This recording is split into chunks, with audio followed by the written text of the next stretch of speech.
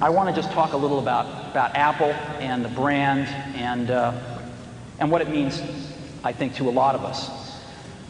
You know, I think you always had to be a little different to buy an Apple computer. When we shipped the Apple II, you had to think different about computers. I mean, computers were these things you saw in movies. They occupied giant rooms. They weren't these things you had on your desktop. You had to think differently because there wasn't any software at the beginning. You had to think differently when a first computer arrived at a school where there had never been one before, and it was an Apple II. I think you had to think really differently when you bought a Mac.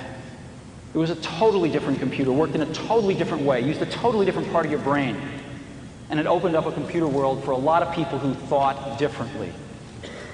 You were buying a computer with an installed base of 1. You had to think differently to do that. And I think you still have to think differently to buy an Apple computer.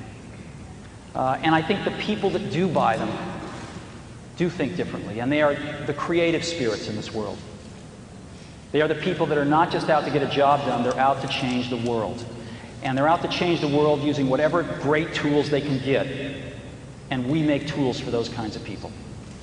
So hopefully, what you've seen here today are some beginning steps that give you some confidence that we too are going to think differently and serve the people that have been buying our products since the beginning.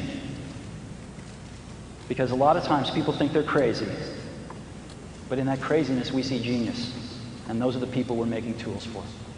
Thank you very much.